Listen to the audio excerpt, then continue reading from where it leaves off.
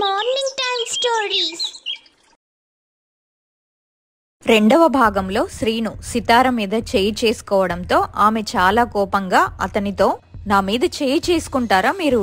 మీకు మీ చెల్లెలే కావాలనుకుంటే నన్నెందుకు పెళ్లి చేసుకున్నారు? మీ అన్నా చెల్లెలు ఇద్దరు సంతోషంగా ఉండొచ్చు కదా. ఏంటమ్మా నువ్వు మాట్లాడేది? లేకపోతే నోటికొచ్చినట్టు మాట్లాడితే ఎవరు ఊరుకుంటారు చెప్పు? నువ్వెలాగో నా కూతురు కూడా అలాగే కదా. మీరు చెప్పింది నిజమే కావచ్చు, కానీ నేను చెప్పింది కూడా నిజమే. కావాలంటే మీ అమ్మాయిని అడగండి అని కోపంగా అడగడంతో ఆరవల్లి, నువ్వు ఆ రోజు చూసిందేంటో నాకు తెలీదు, కానీ అన్నయ్య బస్ పాస్ కి డబ్బులు ఇవ్వకపోవడంతో నా స్నేహితుడు సురేష్ వచ్చాడు, తన కారులో నేను వెళ్ళాను అని చెప్తుంది. ఆ మాటలకి ఆమె మాట్లాడకుండా ఉంటుంది. సరే, ఇప్పుడైతే చెప్పు. నేను ప్రతిరోజు అమ్మ కోసం డబ్బు పెట్టి వెళ్తున్నాను, అలాగే బస్ పాస్ కోసం కూడా డబ్బు పెట్టి వెళ్ళాను. ఆ డబ్బులన్నీ ఏమైపోతున్నాయి? నేనే తీస్తున్నాను. లేకపోతే మీ సంపాదనతో ఇల్లు మొత్తం గడపడమే కాకుండా ఇవన్నీ పై ఖర్చులు మీ నాన్నగారిని ఇవ్వమని చెప్పండి. అంతేగాని ఇలా అనవసరమైన ఖర్చులు మీ మీద రుద్దద్దు అని మాత్రం చెప్పండి. ఇప్పుడు చెప్తున్నాను, నా ఇంట్లో ఉన్న వాళ్ళ బాధ్యత మొత్తం నా మీదే ఉంది. వాళ్ళ చిన్న అవసరం పెద్ద అవసరం అన్నీ కూడా నేనే తెలుస్తాను. దీనిలో ఎలాంటి మార్పు ఉండదు. అలా అయితే నేనిక్కడుండను, నా పుట్టింటికి నేను వెళ్ళిపోతాను. సరే అయితే వెళ్ళిపో, నిన్నెవరాపారు అని అనడంతో బట్టలు సర్దుకొని అక్కడి నుంచి బయటికి వస్తుంది. ఆరవల్లి ఆమెని అడ్డుకొని, ఆరవల్లి, నా గురించి మీరెందుకు వదినా వెళ్ళడం? నేను హాస్టల్లోనే ఉంటాను, ఇంకా ఖర్చులు ఏమీ ఉండవు. మా కాలేజ్లో ఫ్రీ హాస్టల్ ప్రొవైడ్ చేస్తారు, ఒక్క రూపాయి కూడా కట్టాల్సిన అవసరం లేదు. దయచేసి నువ్వు ఎక్కడికి వెళ్ళొద్దు అని బ్రతిమిలాడడంతో అప్పుడు ఆమె మాటలు విని సరే అని అంటుంది. ఇక ఆ రోజు గడిచిపోతుంది. మరుసటి రోజు ఉదయాన్నే ఆరవల్లి హాస్టల్ కి వెళ్తుంది. కొన్ని రోజులు గడిచిన తర్వాత తల్లి తండ్రి కూడా ఇద్దరు శ్రీనుతో మాట్లాడుతూ ఉంటారు. చూడు బాబు, అమ్మాయి సంతోషంగా ఉండాలంటే మేమికు అడ్డంగా ఉండకూడదు. మేము కూడా ఎక్కడికన్నా వెళ్ళిపోతాం. అరావళి హాస్టల్లో ఉండలేకపోతుందట, అక్కడ ఫుడ్ సరిగ్గా ఉండడం లేదు, చాలా ఇబ్బంది పడుతున్నానని చెప్పింది. అందుకే మేమెక్కడన్నా ఉంటాం, ముగ్గురం కలిసి ఉంటాం. మీ అమ్మా నేను ఏదో ఒక పనికి వెళ్తాంలే. ఆ మాటలు విన్న శ్రీను, ఏంటి నాన్న అలా మాట్లాడుతున్నారు అని అడగడంతో అతను ఏం మాట్లాడడు. మీరిద్దరూ సంతోషంగా ఉండాలంటే ఇదే మంచి నిర్ణయం అని అంటుంది. అతను ఏం మాట్లాడకుండా నిలబడిపోతాడు. తల్లిదండ్రులు ఇద్దరు కూడా బట్టలు బ్యాగ్ లో తీసుకుని అక్కడి నుంచి వెళ్లిపోతారు. శ్రీనుకి బాగా కోపం వచ్చి సితారతో, ఇప్పుడు నీకు చాలా సంతోషంగా ఉందా? నా కుటుంబాన్ని ఓడగొట్టావు, చాలా సంతోషంగా ఉందా? ఇంకా నువ్వు సంతోషంగా ఉండు అని అక్కడి నుంచి వెళ్లిపోతాడు. సితార మాత్రం ఏం మాట్లాడకుండా అలానే ఉంటుంది. శ్రీను సరాసరి సితార వాళ్ళింటికి వెళ్తాడు. సితార వాళ్ళ అమ్మా నాన్న ఇద్దరూ కూడా ఏదో మాట్లాడుకుంటూ ఉంటారు. ఇంతలో శ్రీను రావడంతో సితార తల్లి శాంతమ్మ, ఏంటి బాబు నువ్వు ఒక్కడివే వచ్చావు, అమ్మాయి రాలేదా? నేను మీ అమ్మాయిని తీసుకురాలేదు, ఎందుకంటే నేను మీతో మాట్లాడాలి కాబట్టి అని అనడంతో వాళ్ళు చాలా కంగారుగా, ఏం జరిగింది బాబు? ఏదైనా గొడవ అయిందా ఏంటి? మా అమ్మాయి ఏమైనా తప్పు చేసిందా? చిన్నపిల్ల, తెలిసి తెలియక చేసుంటుంది అని వాళ్ళు ఏదో ఊహించుకొని ఏదో మాట్లాడుతూ ఉండగా, మీరేం కంగారు పడకండి, మీ అమ్మాయి చేసిన తప్పు చాలా పెద్ద తప్పు. అదేంటంటే అంటూ జరిగిన విషయమంతా చెప్తాడు. ఆ మాటలు విని వాళ్ళిద్దరూ కూడా ఆశ్చర్యపోతారు. నేను అమ్మాయితో మాట్లాడి చెప్తాను బాబు. ఎవరేం చెప్పినా తను ఎవరి మాట అస్సలు వినదు. ఆమెకు బుద్ధి వచ్చేలాగా చేయాలంటే మీరు నేను చెప్పినట్టు చేస్తే గాని తను మారదు. అందుకు వాళ్ళిద్దరూ కూడా, ఏం చేయాలో చెప్పు బాబు, ఖచ్చితంగా మేం చేస్తాము అని తల్లిదండ్రులు ఇద్దరూ అనడంతో అతను వాళ్లకు ఒక మాట చెప్తాడు. అందుకు వాళ్ళు కూడా సరే అని అంటారు. ఆ రోజు ఒకటి చెప్తుంది. ఆ మరుసటి రోజు ఉదయం తల్లిదండ్రులు ఇద్దరూ కూడా సితార వాళ్ళింటికి వెళ్తారు. సితార వాళ్ళని చూసి చాలా సంతోషపడుతూ ఉంటుంది. ఏంటమ్మా మీరు చెప్పా చేయకుండా వచ్చారు? శాంతమ్మ, నిన్ను చూడాలని అనిపించిందమ్మా, అందుకే వచ్చాము. అన్నట్టు మీ అత్త మామ మీ ఆడపడుచు ఎక్కడా కనబడడం లేదు, ఎక్కడికి వెళ్లారు? వాళ్ళు ఇక్కడి నుంచి వెళ్ళిపోయారమ్మా. వెళ్ళిపోయారా? వెళ్ళగొట్టావా? ఏంటి నాన్న అలా మాట్లాడుతున్నారు? వాళ్లే వెళ్ళిపోయారు. పనికి మాలిన, ఒకవేళ నాకు ఒక కొడుకుండి ఇలా చేస్తే నువ్వు ఊరుకుంటావా తల్లి? వాళ్ళందర్నీ ఎంత ఇబ్బంది పెట్టి ఇక్కడ నుంచి పంపించావు, అసలు ఒక్కసారైనా వాళ్ళ గురించి ఆలోచించావా? మాకు కూడా మా ఆనందం కావాలి కదమ్మా, అందుకే ఇలా చేశాను. వాళ్ళుంటే మేము సరదాగా ఉండలేకపోతున్నాము. ఏది కావాలన్నా ముందు వాళ్ళ అనుమతి లేకుండా ఏమీ చేయలేకపోతున్నాము. పైగా నా భర్త సంపాదన మొత్తం వాళ్లే తీసుకుంటున్నారు. అందుకే వాళ్ళని బయటికి పంపించాను అని అనడంతో వాళ్ళు చాలా బాధగా, పంపిస్తావు, ఎందుకు పంపించవు? నీకు కొడుకు పుట్టి నా వయసు వచ్చిన తర్వాత నీ కొడుకు కూడా మిమ్మల్ని అలా చేస్తే అప్పుడు నీకు ఆ బాధ అర్థమవుతుంది. అప్పుడు సితార ఏదో చెప్తూ గొడవ పడుతూ ఉంటుంది. వాళ్ళలా గొడవ పడుతూ శ్రీను అక్కడికి వస్తాడు. శ్రీను అక్కడికి వచ్చి, ఏంటి గొడవ? ఎలాగా? మీరేంటి చెప్పకుండా వచ్చారు? నేను చెప్పినప్పుడు రండి, వెళ్ళండి, గట్టిగా వాళ్ళ తల్లిదండ్రులతో అంటాడు. ఆ మాట వినగానే సితారకి చాలా కోపం వస్తుంది. ఏంటండి, ఇంటికి వచ్చిన వాళ్లతో ఇలాగేనా మాట్లాడేది? మీకు కొంచెమైనా బుద్ధుందా? వాళ్ళ వయసు కన్నా మీరు మర్యాద ఇవ్వాలి కదా.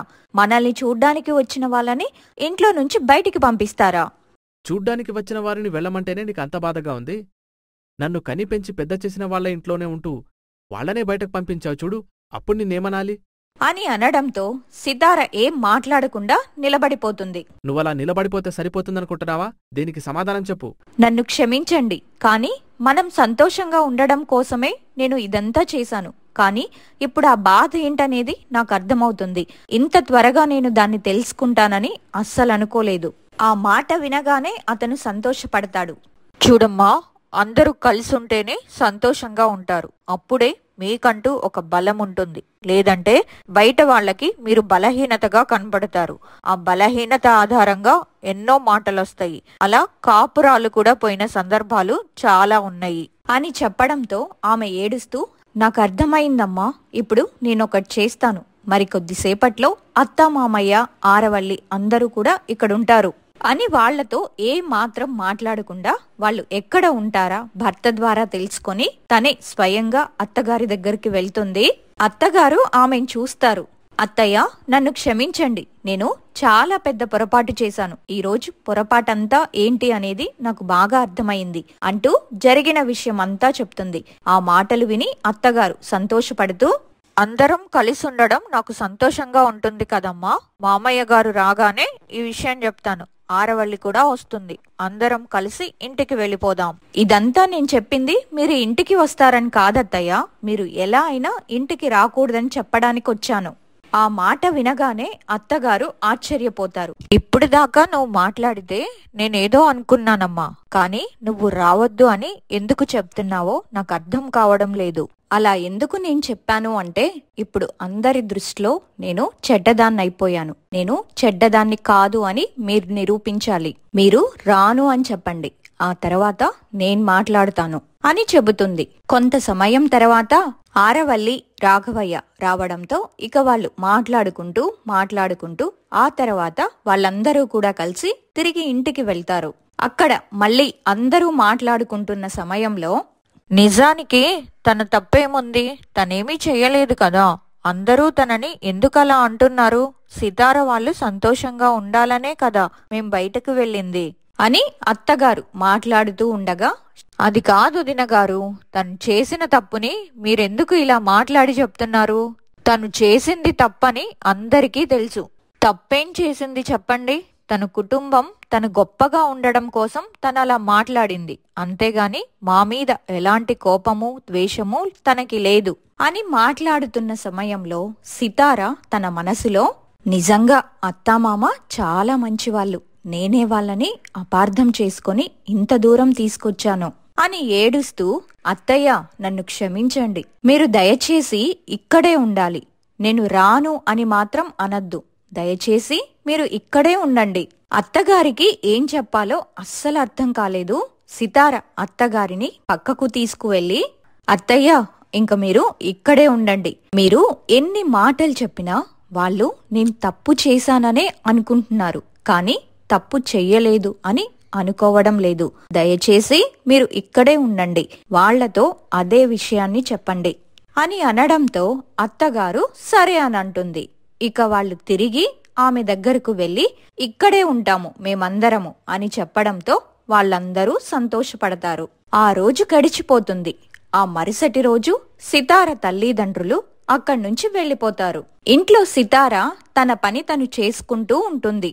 ఆరవల్లి కాలేజ్కి వెళ్తుంది. అత్తయ్య మామయ్య కూడా పనికి వెళ్ళిపోతారు. సీనయ్య కూడా పనికి వెళ్తారు. ఇంట్లో సితార వంట పని ముగించుకొని అత్తా మామకి భర్తకి ముగ్గురికి క్యారేజీ తీసుకొని బయలుదేరుతుంది. మొదట తన భర్త పనిచేసే దగ్గరకు వెళ్లి అక్కడ ఎదురు చూస్తూ ఉంటుంది.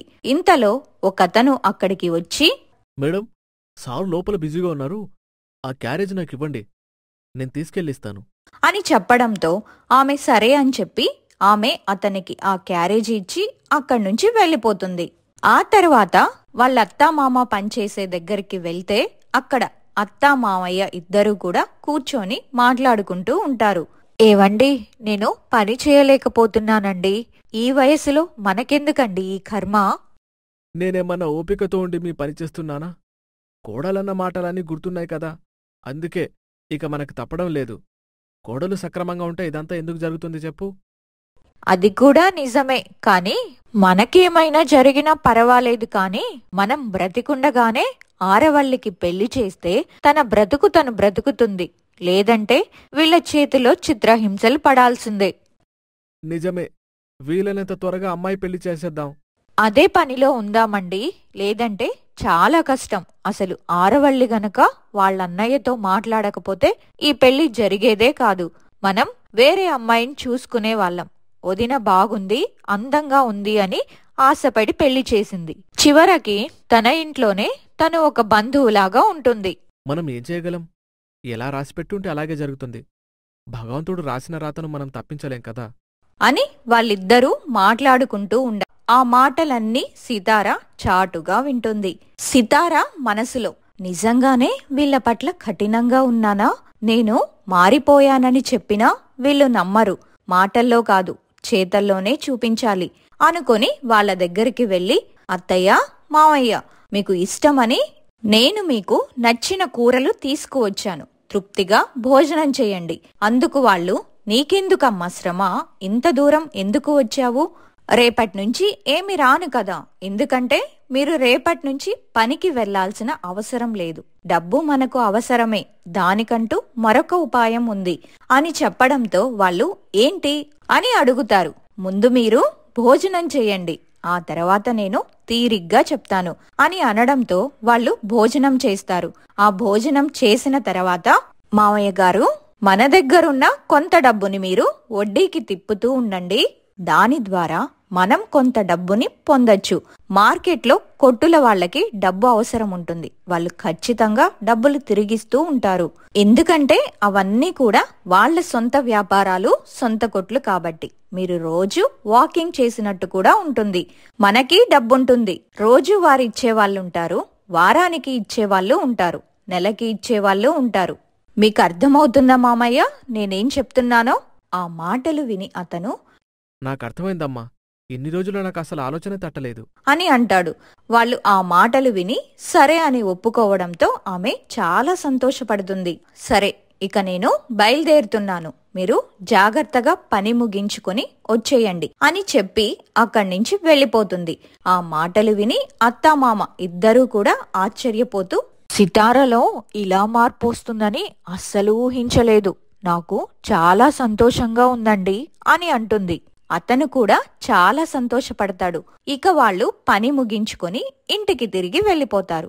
ఆ రోజు గడిచిపోతుంది. ఆ మరుసటి రోజు ఉదయం మావయ్య గారు సితార చెప్పినట్టుగా కొట్టు దగ్గరకు వెళ్లి ఎవరికైతే డబ్బు అవసరమో వాళ్లకు వడ్డీలకు ఇస్తూ ఉంటాడు. అలా రోజులు గడుస్తూ ఉన్నాయి.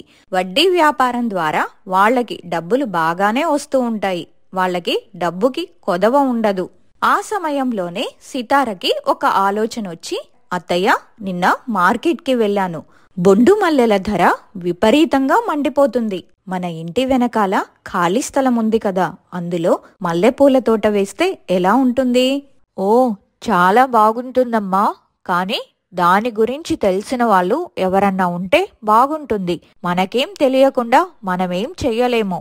అయితే మనం బయటికి వెళ్లి పని వాళ్ళు ఎవరైనా దొరుకుతారేమో చూద్దామా అత్తయ్య? అందుకు అత్తగారు సరే అంటుంది. ఇంతలో ఆరవల్లి వచ్చి, మీరు బయటకు వెళ్లి వెతకడమే కాదు, ఒక బోర్డు కూడా ఇక్కడ పెడితే ఎవరన్నా తెలిసిన వాళ్ళు ఉంటే ఖచ్చితంగా చెప్తారు. అందుకు సితార, సరే ఆ పనైతే నువ్వు చెయ్యి ఆరవల్లి, మేము బయటికి వెళ్తాము అని అంటుంది. అందుకు ఆమె సరే అంటుంది. వాళ్ళు అక్కడి నుంచి వెళ్ళిపోతారు. ఆరవల్లి ఒక బోర్డుని ఇంటి ముందు తగిలిస్తుంది. దాన్ని తగిలించే సమయంలో కాంతమ్మ అనే పండ్లమ్మే ఆమె, ఏంటమ్మా ఇల్లేమన్నా అమ్ముతున్నారా లేదా అద్దెకేమైనా ఇస్తున్నారా? అందుకు ఆరవల్లి, ఇల్లు అమ్మడం లేదు, అద్దెకు ఇవ్వడం లేదు, మల్లెపూల తోట గురించి తెలిసిన పని వాళ్ళు కావాలి అని బోర్డు పెడుతున్నాము. ఎవరన్నా ఒకళ్ళు సరిపోతారు, మీకు తెలిస్తే చెప్పండి.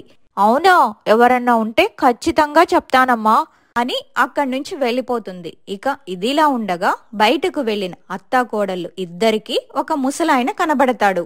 వాళ్ళు ముసలాయనతో మాట్లాడిన తర్వాత, నాకు భోజనం ఒక పూట పెట్టి గంజినీళ్లు పోస్తే చాలు, నేను ఎక్కువ ఆశించనమ్మా అని అంటాడు. ఎందుకు మీరు ఈ వయసులో కూడా కష్టపడుతున్నారు? అందుకతను ఏం మాట్లాడకుండా ఉంటాడు. ఇక వాళ్లే తనకు ఎవ్వరూ లేరేమో అనుకొని రేపటి నుంచి పనికి రమ్మని చెప్తారు. అందుకతను ఇల్లు ఎక్కడా ఏంటి అనే వివరాలు కనుక్కొని రేపు ఖచ్చితంగా వస్తానమ్మా అని చెప్తాడు. అందుకు వాళ్ళు కూడా సరే అని చెప్తారు. ఆ రోజు గడిచిపోతుంది. ఆ మరుసటి రోజు ఉదయం తాత అక్కడికి వెళ్ళాడు. అతనక్కడికి వెళ్ళిన తర్వాత అక్కడ పరిస్థితి ఎలా ఉంది ఏంటి అనేది తరువాయి భాగంలో చూద్దాం.